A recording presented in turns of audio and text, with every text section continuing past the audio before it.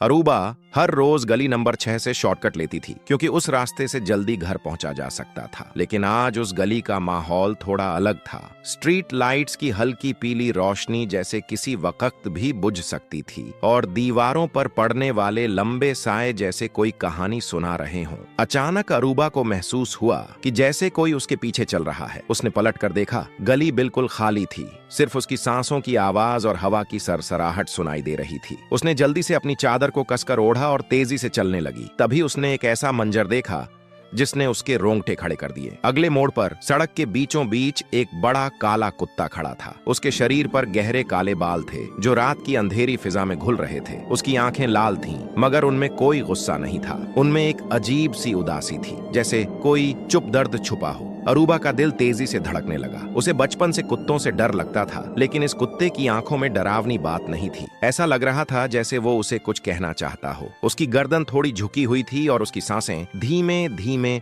चल रही थीं, जैसे वो किसी दुख से भरी हो। अरूबा ने हिम्मत की, डर को दबाया और अपने कदम तेज कर लिए। उसने दिल में खुद से कहा, अरूबा डरना मत। जैसे जैसे वो आगे बढ़ी, उसे लगा कि वो कुत्ता अब उसके पीछे पीछे चल रहा है, न ज्यादा पास न बहुत दूर, बस इतना कि जैसे वो उसकी हिफाजत कर रहा हो। डर अब भी था, लेकिन उसके साथ एक अजीब सा सुकून भी जुड़ गया था। आखिरकार अरूबा अपनी गली में पहुंच गई। उसका घर सामने था। उसने एक बार पीछे मुड़कर देखा, कुत्ता अब भी वहीं खड़ा था, जैसे कह रहा हो, तुम अब सेफ हो। अरूबा जल्दी से घर में दाखिल हुई, दरवाजा बंद किया और खिड़की के पर्दे की ओट से देखा। वो कुत्ता अब धीरे धीरे गली के मोड़ की तरफ बढ़ गया था, रात के अंधेरे में खो जाने के लिए। अरूबा कराची की एक आम सी लड़की, लेकिन उसकी जिंदगी बिल्कुल आम नहीं थी। दिन में वो नींद में डूबी रहती और शाम होते ही जब शहर की रोशनी जागती, उसकी ड्यूटी शुरू हो जाती। वो एक प्राइवेट कॉल सेंटर में काम करती थी, जहां शाम 6 बजे से सुबह 4 बजे तक वक्त गुजरता था। कराची की बिजी सड़कों का शोर, कानों में बजती कॉल्स की आवाजें और हर कस्टमर से मुस्कुराकर बात करती अरूबा। लेकिन दिल के किसी कोने में वो पिछली रात वाला वाकया अब तक जिंदा था। वो स्याह कुत्ता, उसकी आंखें, उसकी खामोशी और सबसे ज्यादा उसका पीछा करना, जैसे वो कुछ कहना चाहता हो। शायद मेरा वहम था, उसने खुद से कहा, जैसे खुद को तसल्ली दे रही हो। मगर अगली रात जब वो कॉल सेंटर से बाहर निकली तो सड़क पर सन्नाटा था, बस कुछ ऑटो और एक टूटी सी स्ट्रीट लाइट की झलक। अरूबा ने तेज कदम बढ़ाए, मगर जैसे ही वो चौराहे तक पहुंची, वही काला कुत्ता सामने खड़ा था। इस बार उसकी आंखों में न गुस्सा था न कोई डर, बस एक अजीब सी खामोशी, जैसे वो उसी की राह देख रहा हो। अरूबा का दिल जोर से धड़कने लगा, लेकिन वो रुकी नहीं। इस बार उसने पहली बार उसकी आंखों में सीधा देखा। कुत्ता धीरे धीरे उसकी तरफ बढ़ा, लेकिन उसका अंदाज दोस्ताना था। उसने न गुर्राया न भौंका, बस एक हल्की सी आवाज निकाली, जैसे कुछ कहना चाहता हो। उसकी आंखों में एक गहराई थी, जैसे वो कोई आम जानवर ना हो, शायद कुछ और। अरूबा वहीं खड़ी रही कुछ लम्हों तक, फिर खुद को संभालते हुए उसने दुपट्टा ठीक किया और खामोशी से चलने लगी। कुत्ता भी उसी रफ्तार से उसके पीछे चलने लगा, न बहुत करीब न बहुत दूर, जैसे कोई खामोश निगाहबान, कोई अनदेखा साथी। गली दर गली अंधेरे और गहराते गए, हवा में नमी सी बढ़ती गई। लेकिन इस बार अरूबा को डर नहीं लग रहा था। उसके दिल में एक अजीब सा सुकून था, जैसे कोई उसके साथ चल रहा हो, कोई ऐसा जो उसकी तन्हाई को महसूस करता हो। जब वो अपने मोहल्ले के करीब पहुंची तो उसने मुड़कर देखा, वो कुत्ता अभी भी वहीं था। फिर एक पल बाद वो धीमे धीमे मुड़ा और अंधेरे में खो गया, बिल्कुल वैसे ही जैसे पिछली रात। अरूबा घर के दरवाजे पर रुकी, एक पल को वहीं ठिठकी, जैसे कुछ सोच रही हो। फिर उसने धीरे से दरवाजा खोला, अंदर दाखिल हुई और खामोशी से दरवाजा बंद कर लिया। कमरे से उसके अब्बू की खांसी की आवाज आई। वो तेजी से उनकी तरफ बढ़ी, लेकिन दिल के किसी कोने में वो काली आंखें, वो खामोश हमसफर अभी भी मौजूद था। अरूबा एक छोटे से मकान में रहती थी। ये मकान उसका अपना था, जिसकी एक छत और 4 दीवारें उसके लिए साइबान जैसी थीं। किराए का बोझ न होने की वजह से वो किसी हद तक सुकून में थी, लेकिन उस मकान की दीवारों के पीछे एक और दर्द छुपा था, उसके बीमार बाप का। अरूबा का बाप रियाज अहमद कभी एक फैक्ट्री में मजदूर था। जिंदगी भर मशीनों के शोर में मेहनत करता रहा, लेकिन अब उसका जिस्म जवाब दे चुका था। वो बिस्तर पर पड़ा रहता, सांसें गिनता, और अरूबा हर दिन कॉल सेंटर में काम करके उसकी दवाएं, खाना और देखभाल की कोशिश करती। एक रात काम से लौटकर अरूबा ने दरवाजा खोला और सीधा अपने बाप के कमरे में गई। अब्बू, दवा दे दूं? रियाज ने कमजोर सी मुस्कुराहट के साथ सर हिलाया। अब्बू, मैं सोच रही थी हमारा ये घर बेच दें ताकि आपका अच्छा इलाज हो जाए, कोई अच्छा अस्पताल, कोई आरामदेह जगह। रियाज का चेहरा गंभीर हो गया। नहीं बेटी, मैं नहीं चाहता कि मेरे बाद तू दर-बदर हो जाए। ये घर तेरा है, यही तेरी पनाह है। अरूबा की आंखें भर आईं। वो अपने बाप से बहस नहीं करना चाहती थी, लेकिन उसके दिल में बेबसी का तूफान था। उसकी जिंदगी का एक और साया था, उसका पड़ोसी शाकिर। शाकिर एक आवारा लड़का था जो दिन भर गली के नुक्कड़ पर बैठकर जुआ खेलता, बेहुदा बातें करता और मेहनत से नफरत करता था। वो अक्सर अरूबा को अजीब नजरों से देखता और एक दिन उसने अरूबा की राह रोककर कहा, सुन अरूबा, मैं तुझसे निकाह करना चाहता हूं। तेरे जैसी लड़की को तो शुक्र करना चाहिए कि कोई तुझ पे नजर रखता है। अरूबा ने सख्त लहजे में कहा, मुझे ऐसे लोगों से कोई वास्ता नहीं रखना जो अपनी इज्जत भी खुद नहीं करते।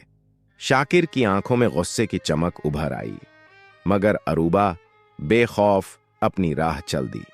वो जानती थी जिंदगी आसान नहीं।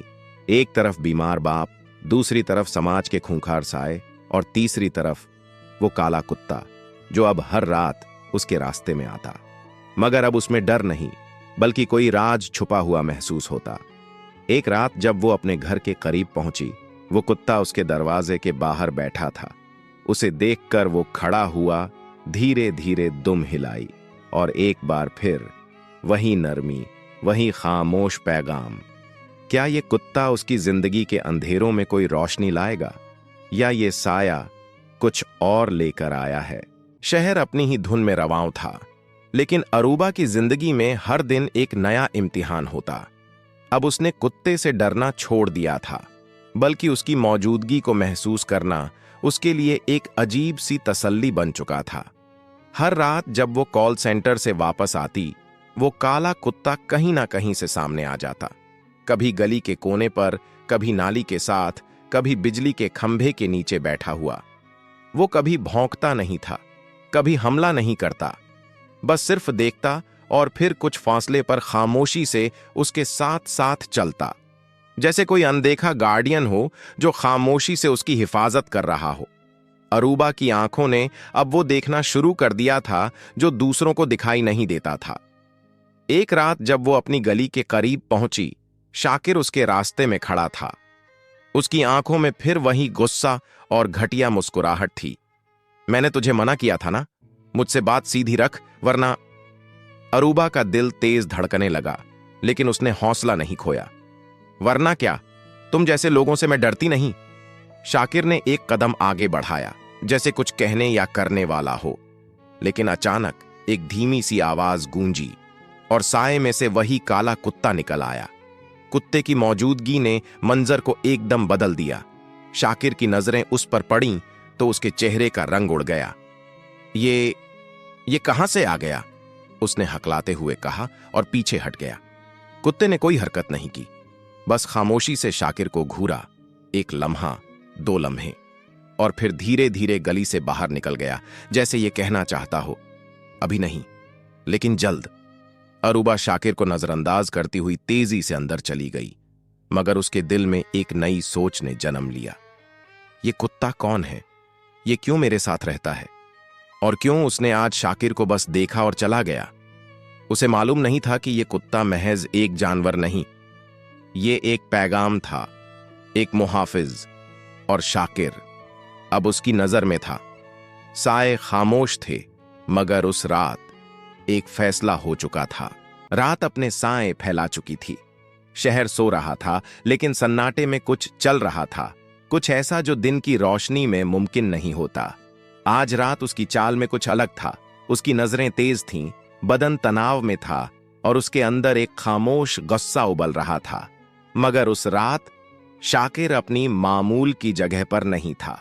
गली का नुक्कड़ खाली था। सिगरेट के टुकड़े, खाली बोतलें और गालियों की गूंज भी कहीं गुम हो चुकी थी, जैसे शाकिर कभी वहां था ही नहीं। और सबसे अजीब बात यह थी कि काला कुत्ता भी गायब था। पूरा मोहल्ला खामोश था, लेकिन उस खामोशी में एक गैर मामूली खालीपन था, जैसे कोई तूफान गुजर चुका हो। अगली सुबह जब अरूबा मामूल के मुताबिक घर पहुंची तो उसने अपने इर्द गिर्द कुछ अजीब सा महसूस किया। गलियां जैसे कुछ कह रही थीं, हवा में एक सवाल था। न शाकिर था, न कुत्ता। अरूबा साकित खड़ी रही। उसकी आंखें नम हो गईं। उसके दिल ने गवाही दी कि शायद पहली बार इंसान हार गया और जानवर जीत गया। एक अशरफ उल मखलूकात ने शैतान वाली हरकत की और एक कुत्ते ने कुत्ता होने का फर्ज अदा कर दिया। वो काला कुत्ता जो रातों को उसकी खामोशी का साथी था, शायद अब कहीं और किसी तन्हा रूह की हिफाजत कर रहा हो। अरूबा ने आसमान की तरफ देखा, जैसे किसी अनजाने मुहाफिज का शुक्र अदा कर रही हो। साए अब भी थे, मगर खौफ नहीं था। खामोशी थी, मगर एक सुकून के साथ। कभी कभी इंसाफ काले रंग में आता है और कभी कभी कुत्ता सिर्फ कुत्ता नहीं होता,